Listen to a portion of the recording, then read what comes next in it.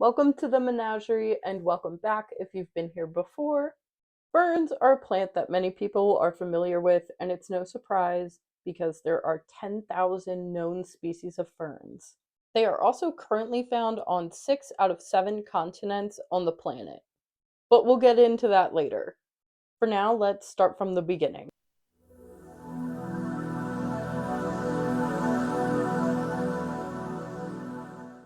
Ferns are one of the oldest known group of plants ever recorded, dating back to 420 million years ago. They are believed to have appeared just after algae and mosses in the evolutionary timeline. This means they were the first group of plants to have a vascular system, but before flowering plants came to be. Since they came before any seed-producing plant, they reproduce through spores.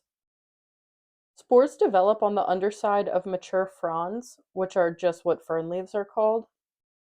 And when they mature, these spores fall off and land on the moist soil. This is when they absorb water and begin mitosis, or the cell division process. They grow into a prothallus, which is a small heart-shaped plant structure where male and female reproductive organs develop.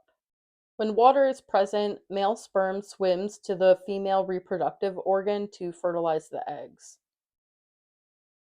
The result is a zygote that grows into the foliage we recognize.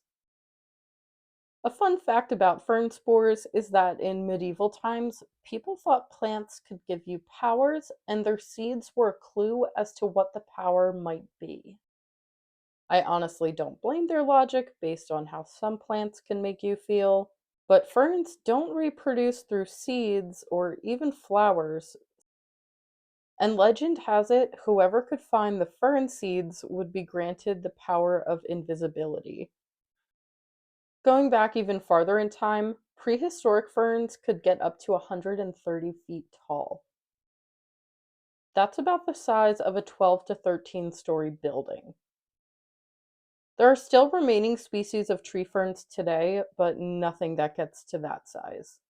Like I mentioned earlier, there are over 10,000 known species of ferns today.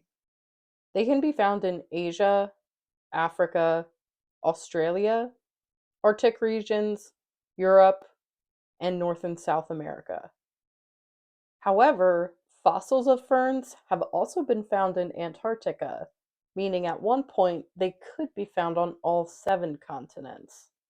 Today we have tree ferns like the Tasmanian tree fern and the black tree fern, and epiphytic ferns such as rabbit's foot ferns and staghorn ferns. Even Arctic region ferns such as the Aleutian shield fern and the brittle bladder fern. You might not think it, but desert ferns also exist, like Micropetrus gracilis and Astrorlepis sinuata. There are terrestrial ferns like maidenhair ferns and lady ferns, and aquatic examples being Java ferns and hornwort. And there are some ferns with weird adaptations like the blue oil fern and the golden chicken fern. There are so many amazing ferns that make good houseplants that I didn't mention in this video. This was just kind of more of an informational video. But if you like plants, I post a video every Friday, and next week's video is about how orchids are grown from seeds.